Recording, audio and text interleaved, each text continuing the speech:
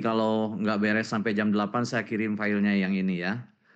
Eh, Begini, ini kelanjutan dari bahasan kita tentang pesan politik ya, baik yang disampaikan melalui luring di kelas oleh Pak Tito maupun daring dengan saya ya.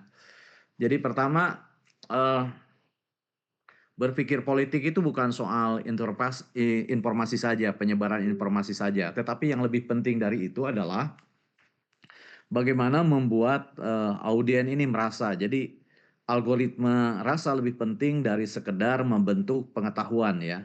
Jadi karena itu maka yang menjadi kata kuncinya adalah bagaimana merasakan itu menjadi outcome dari pertukaran politik. Ini tentu saja akan dipengaruhi oleh bagaimana cara-cara kita mengelola atau memproses pesan politik itu. Nah, pemrosesan pesan politik itu yang dijelaskan oleh kognisi politik antara lain melalui teori atau model elaboration likelihood models. Jadi artinya teori ini menjelaskan bahwa seseorang yang merasa terlibat dalam politik atau mereka yang terpanggil dalam politik atau merasakan bagaimana pahit getirnya politik bukan saja ditentukan oleh status sosial ekonomi, tingkat pendidikan, bahkan tidak ditentukan oleh seberapa besar informasi politik yang ia dapatkan. Tapi, tapi yang menjadi penegasan itu adalah ia akan bergantung kepada bagaimana pemilih itu berpikir melalui perasaan. Artinya apa? Artinya ini yang disebut dengan emosi yang rasional gitu ya. Artinya apa? Artinya meskipun secara psikologis eh, potensi manusia tidak bisa dipilah-pilah antara pengetahuan, kemudian nurani, kemudian keterampilan, tetapi kita bisa melihat bahwa apabila yang satu bermasalah, maka masalah itu akan muncul pada yang lain. Misalnya contohnya begini, ketika seseorang mengalami sakit gigi, maka yang tampak itu bukan soal emosinya yang meledak-ledak, tetapi juga pikirannya kacau dan tindakannya menjadi tak karuan. Ya, artinya apa? Artinya ketiga potensi manusia yang terdiri atas logika atau pikiran, emosi, perasaan atau feeling, dan tindakan itu hanya bisa dipisahkan secara teori, tetapi dalam praktik kehidupan ketiga-tiganya saling mempengaruhi dan terpaut satu sama lain. Oleh karena itu, kita tidak akan pernah benar-benar rasional sampai pada satu titik kita menyadari sepenuhnya apa yang kita rasakan. Nah, oleh karena itu maka dalam politik itu ada dua jalur. Ada dua jalur pemikiran politik. Yang pertama ada jalur periferial atau periferial itu jalur yang pinggiran. Jadi artinya ada orang-orang yang memperoleh pemikiran politik melalui pengetahuan yang pisisan, pengetahuan yang kacangan, atau pengetahuan yang sekedar kulitnya saja. Contoh, orang-orang seperti ini, dia akan ikut kampanye, dia akan mendengarkan berita politik, tapi tidak pernah sampai pada nukleusnya, tidak pernah sampai pada isinya, tapi hanya memahami atau mendengar saja pada taraf permulaan, atau hanya mendengar sesuatu di permukaan saja. Jadi ibaratnya orang seperti ini seperti orang yang main air tapi tidak menyemplungkan diri ke dalam air, tetapi hanya menepuk-nepuk permukaan air itu. Ini yang berpikir periferial. Nah, yang kedua, jalur pemikiran yang mainstream atau yang metropolis. Artinya mereka yang bukan hanya mengetahui tetapi juga melibatkan. Contoh misalnya fenomena Barack Obama ya. Bagaimana Hope and Sing ini, bagaimana harapan dan perubahan mengaktifasi emosi sekaligus mengasosiasikan orang ke dalam kelompok yang senapas dengan itu. Pernah saya katakan, lupa apa dalam daring atau dalam kuliah luring ya. Jadi berpikir politik ini, berpikir, kemudian merasakan, kemudian membangun sentimen, dan akhirnya terlibat dalam sebuah pergerakan politik itu didasari oleh insting manusiawi yang mirip dengan insting hewani. Apa insting manusiawi itu? Yang mirip dengan insting hewani itu. Anda kalau memperhatikan burung ya, kalau Anda memperhatikan burung, bahwa burung itu, burung yang sama, yang hinggap di dahan yang sama, itu bisa dilihat dari jenis bulunya. Jadi burung dengan bulu yang sama akan hinggap di dahan yang sama. Coba aja perhatikan. Anda tidak akan pernah melihat misalnya merpati hinggap di dahan yang sama dengan ayam. Atau misalnya kutilang hinggap yang dahan yang sama dengan perkutut, nggak akan pernah. Perkutut akan bergabung dengan perkutut, ketilang akan bergabung dengan kutilang. Nah, ini yang ditiru oleh manusia atau ini yang dipraktikkan manusia. Anda bisa melihat Golkar bergaul dengan Demokrat, Golkar bergaul dengan Gerindra, tapi mereka tidak akan pernah duduk secara sama dalam politik gitu ya. Artinya, ketika Anda punya kecenderungan politik pada satu partai, maka Anda akan cenderung mencari orang-orang yang sama, yang sehaluan dengan Anda ketika Anda berdiskusi, ketika Anda berbelanja, atau ketika Anda pergi kemanapun. Sepertinya Anda, seperti halnya Anda, akan mencari orang yang sama, yang preferensinya sama, yang hobinya sama, untuk jalan atau main bersama. Jadi ini yang disebut dengan naluri manusia yang mirip ya dengan preferensi hewan. Nah, pertanyaannya, apakah naluri seperti ini berbahaya atau tidak? Nah, ini tidak berbahaya kalau sekedar pergi bersama, diskusi bersama, kerja kelompok bersama, atau mengerjakan proyek bersama dengan orang-orang yang sehaluan. Orang-orang yang punya preferensi yang sama nggak bahaya. Ini menjadi bahaya, menjadi jelek ketika preferensi berdasarkan kesamaan ini diikuti oleh tindakan yang merendahkan kelompok lain yang berada di luar kita. Jadi misalnya Anda bikin grup ya. Anda berdasarkan hobi, berdasarkan pemikiran, misalnya karena hobinya membaca politik, lalu membentuk grup diskusi politik, itu bagus. Sementara mereka yang punya hobi nonton film, membuat grup misalnya membuat resensi film atau kritik sastra misalnya, ya nggak apa-apa. Yang kritik sastra berjalan, yang diskusi politik berjalan, dan itu tidak akan jadi masalah. Baru itu akan menjadi masalah ketika yang terbiasa melakukan kritik sastra menganggap yang diskusi politik itu rendah. Atau sebaliknya, mereka yang biasa diskusi politik menganggap yang kritik sastra itu lebih rendah. Lebih bahaya lagi kalau menganggap kelompok yang berada di luar kita itu sebagai ancaman eksistensial terhadap kita. Nah, ini cara orang berpikir politik. Jadi artinya ketika orang menentukan sumber politik, dia akan mencari sumber yang satu frekuensi. Jadi dalam bahasa yang sederhana, orang akan mencari sumber politik dari mereka yang satu frekuensi dengan kita. Nah, kenapa? Karena untuk menjaga kenyamanan pikiran. Itu ya. Itu yang pertama. Kemudian selanjutnya, bagaimana teori skema menjelaskan tentang kognisi politik? Jadi manusia menyimpan informasi politik dalam bentuk skema. Jadi semacam lemari arsip mental. Setiap individu memiliki struktur kognitif tentang partai, tokoh, dan isu yang membentuk persepsi serta memandu reaksi terhadap pesan baru. Jadi artinya apa? Artinya kita bisa menerima macam-macam informasi. Dan itu Jadi jadi kita bisa menerima berbagai macam informasi politik atau berbagai macam informasi. Tetapi benak kita punya kemampuan untuk mengelola seperti hanya kita mengarsipkan pesan itu ke dalam file-file memori di dalam otak kita.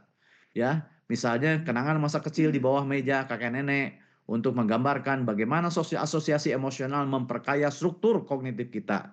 Begitu pula dengan politik, logo, wajah pemimpin atau slogan bisa membangkitkan lapisan emosi dan memori gitu ya. Nah, meskipun ada keterbatasan. Jadi bisa saja informasi itu memperkaya pengetahuan, tapi tidak sampai kepada tindakan. Anda tahu misalnya kalau nyetel TV ada satu TV yang menayangkan Mars gitu ya, Mars lagu. partai sampai Marasnya dikenal oleh anak-anak gitu ya, tapi ternyata suaranya tidak beranjak dari perolehan dalam pemilu sebelumnya.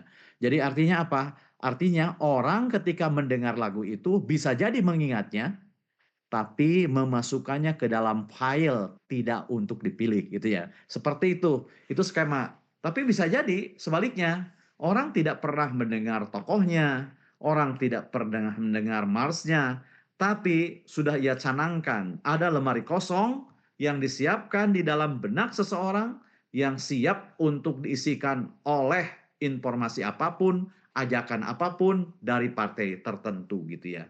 Itu maksudnya yang disebut dengan skema teori atau teori skema.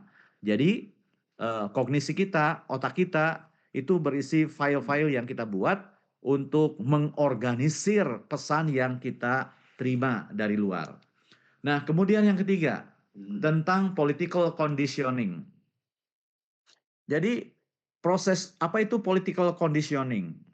Ini didefinisikan sebagai proses sosial yang melatih warga berpikir dalam kerangka tertentu.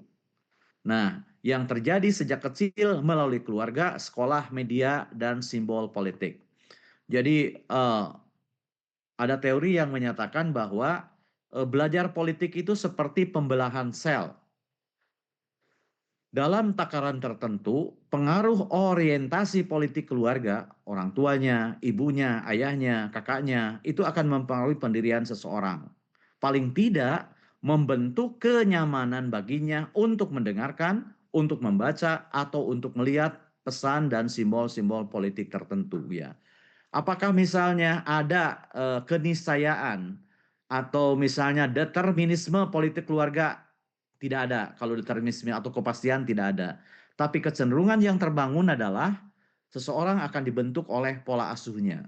Jadi orientasi politik seseorang akan ditentukan oleh pola asuhnya. Contoh misalnya, cara orang Amerika memaknai freedom atau kemerdekaan atau kebebasan berbeda dengan cara orang Eropa memaknai solidarity gitu ya. Meskipun antara freedom dan solidarity ini terkuat, hubungannya sangat kuat. Jadi seseorang tidak mungkin merasakan kemerdekaan atau kebebasan kalau solidaritasnya rendah. Anda bisa buktikan bahwa tingkat solidaritas Anda dengan seseorang itu bergantung kepada seberapa kuat hubungan Anda dengan orang itu. Semakin kuat hubungannya, semakin dekat pertemanannya, maka solidaritasnya akan kuat. Begitu hubungan yang normal. Ya, begitu hubungan yang normal.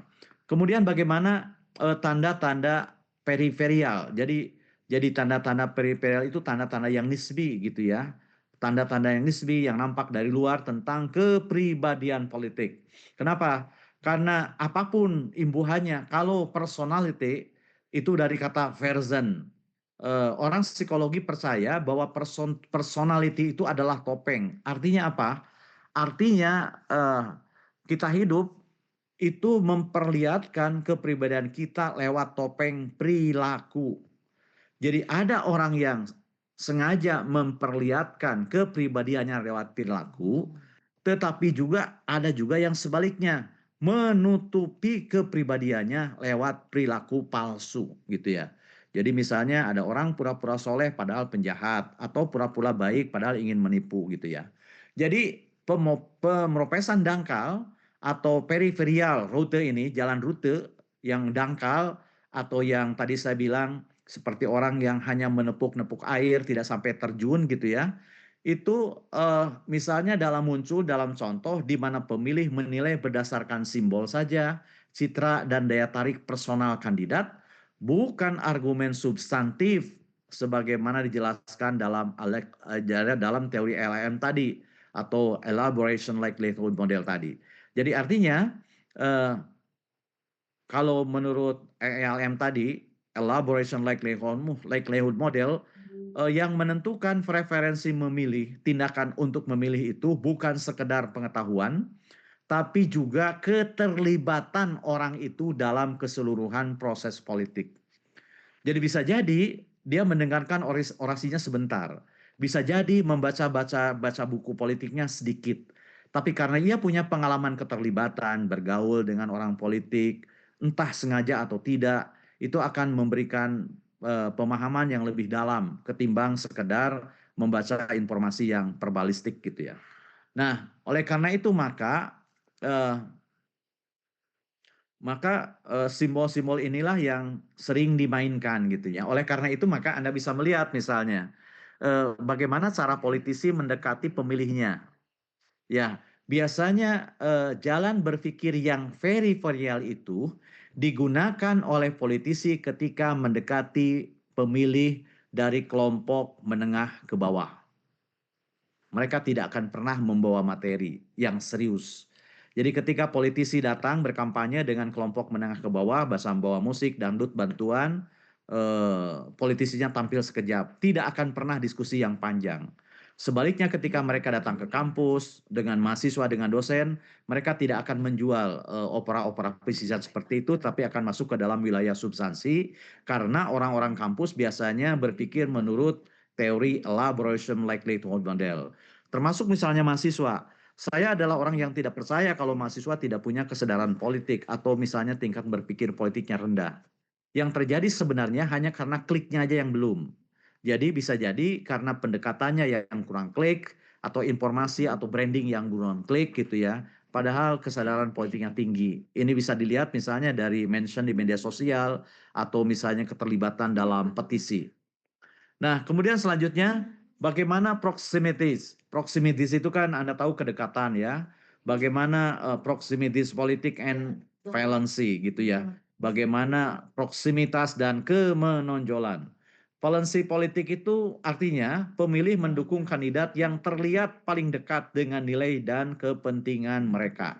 Jadi sama aja dengan berita, kita akan fokus dan kita akan mendengarkan berita yang fokus atau dekat dengan urusan kita. Jadi bagi mahasiswa, misalnya berita tentang UKT, berita tentang lowongan kerja, itu akan lebih diperhatikan ketimbang berita tentang APBN secara keseluruhan. Ini artinya proximity, kedekatan. Valensi apa? Yang paling nampak, yang paling menonjol. Jadi kalau misalnya sekarang mengapa Purbaya menjadi media darling gitu ya, itu saya ibaratkan Purbaya itu sebagai warna dalam mural yang dibikin oleh Prabowo. Jadi Prabowo sebagai presiden yang berdasarkan big visions itu ibarat mural di mana Purbaya itu adalah salah satu warna yang mencoloknya gitu ya. Itulah sebabnya dalam the body of politics gitu ya, dalam the body of politics bagaimana politik tubuh digunakan dalam kampanye misalnya uh, para kandidat, kemudian para juru kampanye biasanya menggunakan warna-warna yang mencolok atau gerakan-gerakan yang mencolok atau gerakan-gerakan yang menonjol karena valensi itu kemenonjolan itu merupakan gerbang utama untuk menarik perhatian orang. Ya, misalnya contohnya Boris Johnson digambarkan sebagai contoh politik kedekatan meskipun akhirnya dia jatuh gitu ya. Dia menang pada tahap pertama misalnya di Brexit gitu ya. Tetapi ia tidak bisa bertahan lama gitu ya kontroversinya karena kontroversinya tidak berbalut strategi. Kemudian bagaimana dengan motivasi emosional dan kognisi yang mendalam gitu ya. Jadi ini seperti hot versus cold cognitions. Jadi emosi itu menjadi pemicu awal yang menyalakan proses berpikir mendalam. Jadi ketika orang misalnya berusaha menarik perhatian dengan anekdot, kemudian dengan quote itu sangat sah ya. Bahkan misalnya dengan kepura-puraan sampai pada tahap tertentu itu bisa diterima, bisa diterima. Misalnya begini, misalnya Steve Jobs itu pernah memulai kuliah dengan bercerita tentang kehidupan sebuah negara, padahal itu kegiatan ceritanya sangat menarik ya, dan seluruh audiens terpukau dan memberikan tepuk tangan, applause, bahkan standing applause di akhir cerita itu. Padahal kata Steve Jobs, cerita yang ia sampaikan sesungguhnya tidak pernah terjadi di negara manapun. Jadi itu sebuah cerita imajiner saja gitu ya. Eh, apakah itu boleh? Boleh. Apalagi ketika ujungnya dikatakan bahwa apa yang saya ceritakan itu hanya imajiner gitu ya. Artinya apa? Artinya itu semata-mata alat untuk memancing emosi, karena bagaimanapun emosi penting untuk menyalakan, membuka proses berpikir. Jadi dalam apa? dalam teknik retorika ada yang disebut dengan RAPPORT, RAPPORT. Itu artinya bagaimana si orator itu membangun kenyamanan ya, membangun hubungan yang nyaman, kedekatan yang bermakna dengan audiennya. Itu bisa ditempuh dengan dua cara. Yang pertama, membentuk frame of reference, menyamakan kerangka yang berpikirnya, menyamakan kerangka berpikirnya. Dan yang kedua itu menyamakan field of experience-nya, menyamakan wilayah pengalamannya. Jadi kalau audien datang dari pegunungan, maka pembicara harus wajib hukumnya mengambil idiom, contoh, kehidupan orang-orang gunung. Jadi jangan sampai audien datang dari pegunungan, sementara diksi, contoh, simbol, gambar diambil dari daerah maritim. Itu nggak akan nyambung. Karena kerangka berpikir, kerangka rujukan, dan wilayah pengalamannya tidak sama. Kemudian bagaimana dengan cognitive dissonance gitu ya. Ini bercerita atau berhubungan dengan ketegangan antara informasi baru dan keyakinan lama. Ketika pesan politik bertentangan dengan nilai, otak berusaha menyesuaikan. Nah, ini pentingnya predisposisi gitu ya. Jadi ketika informasi bertentangan dengan keyakinan lama, ini akan menimbulkan penolakan dalam kognisi kita gitu. Itulah sebabnya itulah sebabnya kognitif disonan ini berhubungan dengan ujung-ujungnya berhubungan dengan teori kebenaran. Ketika informasi baru datang bertentangan dengan keyakinan lama, itu akan diuji. Apakah ini informasi baru ini benar atau salah gitu ya, semenarik apapun. Dan orang ketika sudah menguji tentang kebenaran informasi baru ini, biasanya akan mengacu kepada 3 teori kebenaran. Yang pertama, teori korespondensi ya. Korespondensi. Menurut teori korespondensi, sebuah pernyataan atau informasi dinilai benar apabila terkait dengan fakta tertentu. Jadi benar salahnya informasi itu dibuktikan oleh fakta. Anda benar ketika mengatakan Jakarta adalah ibu kota Republik Indonesia. Karena sampai sekarang belum pindah ke IKN. Jadi ada fakta. Nah, yang kedua, teori koherensi. Dari kata coherence. Coherence itu artinya konsisten. Nah, disonansi kognitif ini atau kognitif disonan itu bertentangan atau tidak memenuhi teori koherensi. Di mana kemunculan informasi baru tidak coherence dengan informasi yang sudah menjadi keyakinannya. Dan ini cenderung akan ditolak. Jadi bagaimana misalnya meskipun a new thing, new hope, meskipun sesuatu yang baru itu bisa membangkitkan harapan baru, misalnya pejabat baru membawa informasi yang baru gitu ya, itu bisa sangat menarik. Tapi apakah informasi itu akan diterima atau dipercayai, itu akan bergantung pada proses selanjutnya gitu ya. Tapi kecenderungan pertamanya akan diragukan terlebih dahulu gitu ya. Karena secara coherence, kebenaran itu hanya akan terpenuhi ketika informasi baru itu coherence atau relevan dengan informasi lama yang sudah diyakini. Kemudian yang ketiga, kalau yang pertama korespondensi, yang kedua koherensi, nah yang ketiga itu pragmatis. Sebuah pernyataan itu dinilai benar apabila memenuhi kepentingan tertentu. Jadi benar salahnya itu tidak bersifat objektif, tapi benar salahnya itu karena kepentingan tertentu. Itulah sebabnya maka dalam kepentingan ini seringkali bersifat lokal dan pragmatis gitu ya, hanya untuk melayani tertentu, melayani kepentingan tertentu. Misalnya contoh dulu sekali zaman sejarah deh ya, ketika Jakarta butuh pembangunan fisik, mengaspal jalan, maka Gubernur Ali Sadikin melegalkan perjudian di Jakarta. Karena apa? Karena retribusi dari perjudian itu dibelikan aspal untuk mengaspal jalan di Jakarta. Tapi ketika infrastruktur Jakarta sudah membaik, ya perjudian kemudian dilarang gitu ya. Nah, kemudian Bagaimana dengan hubungan antara keterlibatan dan partisipasi politik? Bagaimana keterlibatan kognitif berubah menjadi tindakan politik? Ya, misalnya Lilekar itu ahli political marketing, bukunya putih, kemudian ada gambar botol tiga.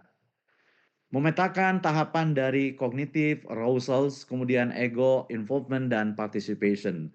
Jadi ini menjadi artinya apa? Tahapan ini menunjukkan bahwa ketertarikan kognitif atau misalnya ungkapan kognitif itu bisa menjadi boleh dibilang sebagai prasyarat gitu ya, tanda bagi kemunculan tindakan karena ego, keterlibatan emosi, keterlibatan pribadi yang personal itu hampir tidak mungkin terjadi tanpa kemunculan kognitif.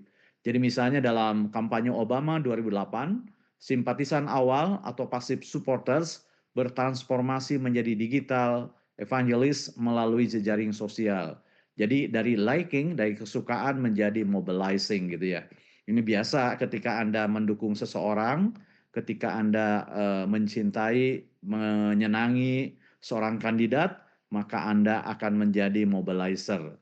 Maka Anda akan menjadi penggerak untuk merekrut orang agar mereka pun seperti Anda menyukai kandidat yang Anda sukai. Jadi makanya dikatakan cognitive arousal is the beginning of all political actions. Bagaimana dengan voting dan voter decision making ya? Jadi paradok perilaku pemilih, pemungutan suara yang sulit dijelaskan secara penuh. Jadi ada Bradley effect, misalnya Los Angeles dan hovering hovering pencil effect ketika pemilih ragu di bilik suara karena bias bawah sadarnya. Jadi misalnya meskipun Anda ya udahlah pergi aja ke bilik suara, tapi kadang-kadang muncul kesadaran sesungguhnya apakah saya memang harus memilih atau tidak gitu ya. Jadi pemilih sering menyimpan evaluasi berjalan terhadap kandidat. Informasi baru hanya memperbarui evaluasi itu tanpa disadari. Dan biasanya seseorang membuka diri terhadap informasi baru hanya apabila informasi baru itu sejalan dengan keyakinan. Jadi ingat teori disonansi tadi, ketika Anda mendapatkan informasi baru dan bertentangan dengan informasi yang sudah menjadi keyakinan Anda, maka Anda pasti menutupnya. Pasti Anda menutupnya. Nah, bagaimana kalau kita modelkan gitu ya. Jadi modeling political cognition itu yang pertama penerimaan sensorik mata, telinga, hidung gitu ya melalui berbagai media. Kemudian evaluasi, apakah evaluasinya mendalam atau tidak, permukaan saja atau dengan isinya. Kemudian pemrosesan kognitifnya, misalnya menggunakan skema kognisi, melibatkan emosi atau tidak. Kemudian tindakannya akan ada tiga. Pertama dukungan, kedua partisipasi atau penolakan. Model holistik bagaimana informasi politik diproses. Jadi anekdotnya otak pemilih seperti mesin Google yang menyusun, memperbaharui, dan menghapus data politik sesuai dengan relevansi dan emosinya. Jadi saya katakan tadi, karena ada disonansi kognitif itu, kita cenderung menutup diri atau bahkan dengan sengaja akan melupakan informasi baru yang tidak sesuai dengan keyakinan kita. Misalnya saya ditanya beberapa kali ya terkait dengan kasus seseorang yang mengatakan, sebut saja Presiden Republik Indonesia ke-7 yang mengatakan bahwa kehadiran WUS itu jangan hanya dilihat dari laba, tetapi harus dilihat dari keuntungan sosial gitu ya. Tadi mahasiswa itu bertanya karena apa iya seperti itu? Kenapa saya bilang tanya seperti itu? Saya tidak yakin katanya. Sebab bus itu adalah benda ekonomi sebagai bentuk usaha yang tentu mimpi pertamanya adalah menjadi laba. Tapi ini dibantah katanya gitu ya. Jadi dia bilang saya tidak pernah bisa memahami logika berpikir seperti ini gitu ya. Artinya apa? Artinya sekali lagi ya, mahasiswa tadi nanya karena dia bersiap-siap untuk menolak informasi baru karena memang informasi baru itu tidak sesuai dengan sesuatu yang diyakininya. Nah, kesimpulan umum dari kognisi politik itu seperti ini. Sintesis antara psikologi kognitif dan komunikasi politik modern. Jadi kognisi politik itu buah dari perkawinan antara psikologi kognitif dan komunikasi politik modern. Poinnya ada tiga. Yang pertama, pemilih adalah homo emoticus, artinya pemilih adalah binatang yang punya emosi sebelum Homo politician. Jadi sebelum menjadi makhluk politik, manusia atau pemilih adalah makhluk yang punya emosi. Artinya apa? Artinya sebelum bertindak secara politik sebagai pemilih, terlebih dahulu ia akan melibatkan emosinya. Jadi siapa yang bisa menggarap emosi pemilih, dia sudah memenangkan setengah pertarungan. Tapi mereka yang tidak bisa menyentuh emosi, dia sudah kehilangan semuanya. Kemudian yang kedua, emosi menyalakan kognisi, bukan sebaliknya. Jadi bukan kognisi yang menyalakan emosi. Ketika kesukaan muncul, maka bisa jadi jalan bagi informasi masuk ke dalam benaknya. Anda bisa merasakan ketika Anda tidak menyukai dosennya, maka apapun yang ia ajarkan akan Anda tolak. Bahkan Anda akan merasa keberatan untuk hadir di dalam kelasnya. Kemudian yang ketiga, proses berpikir politik terjadi dalam arus interaksi antara pesan, emosi, dan konteks sosial. Proses berpikir politik terjadi dalam arus interaksi antara pesan, emosi, dan konteks sosialnya. Nah, ini rujukan utamanya Darren G. Lilliker 2014, Political Communication and Cognition. Jadi begini, waktu saya untuk pindah Zoom 4 menit lagi. Jadi saya akan kirim ke siapa yang pakai kaos Persib itu namanya? Kelas sebelah yang pakai kaos Persib itu siapa? Oh iya ya ya, Dava. Jadi begini, dengarkan ya, saya akan kirim 2 file. File pesan politik sama file kognisi politik. Saya minta masing-masing Anda membuat satu pertanyaan terbaik dari materi itu. Nanti akan kita diskusikan, akan saya jawab minggu depan ya. Saya tidak tahu daring atau luring. Pokoknya Anda masing-masing Anda bikin satu pertanyaan dari pesan politik, satu pertanyaan dari kognisi politik. Nanti akan saya jawab. Ya. Terima kasih. Saya akhiri, sampai ketemu minggu depan. Maaf telat ya. Assalamualaikum warahmatullahi wabarakatuh. Dapat sekarang saya kirim ya. Coba share ke teman ya. Ya, Anda boleh tidak bubar dulu, saya keluar dulu ya biar bisa WA sekarang. Terima kasih, Pak. Terima kasih, Prof. Enggak, Pak.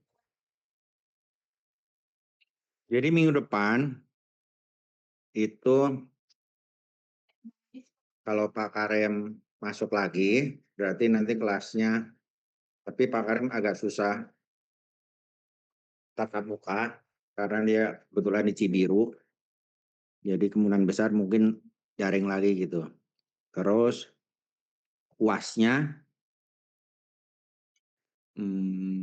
nanti bentuknya di kelas, begitu bentuknya di kelas. Terus nanti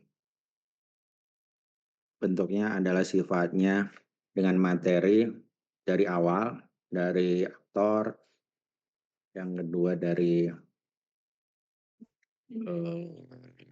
pesan politik, yang ketiga dari saluran komunikasi politik, begitu.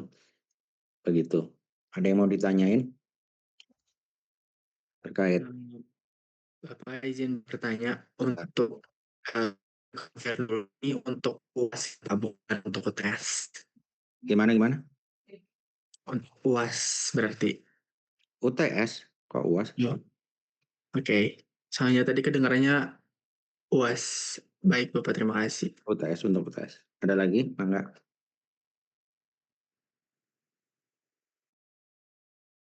Enggak ada?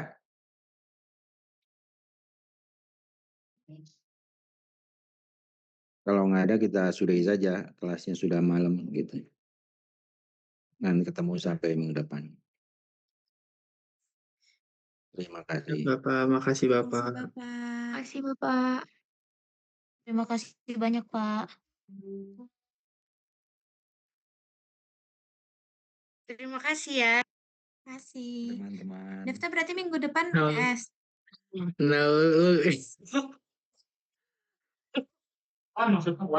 Prep, jadi itu tes lisan atau gimana? Bye, tulis. Ya kan? Parah Oh, sih. Tiko ngomong.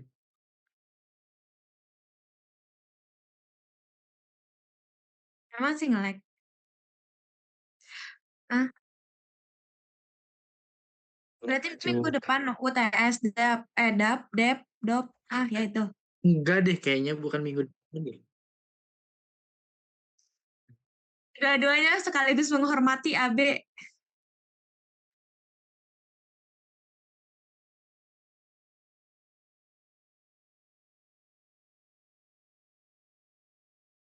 Hmm.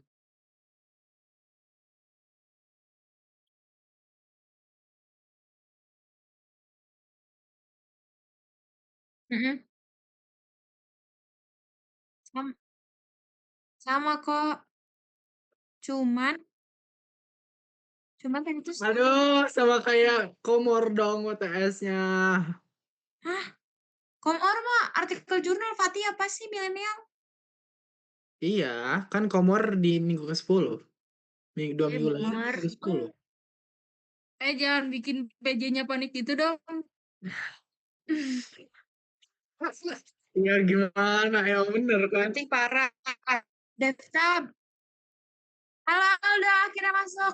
Devta, jadi maksudnya Aduh. tuh berarti kita minggu depan tetap kelas sama Prof. Karim karena aku tuh mikir kan kalau Prof. Karim selalu malam. Kayak kita kan kalau kelas B pagi, kita siang kan.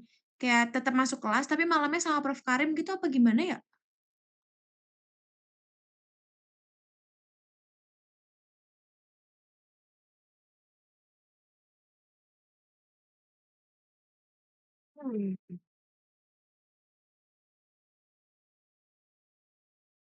Mel, lu di mana, Mel?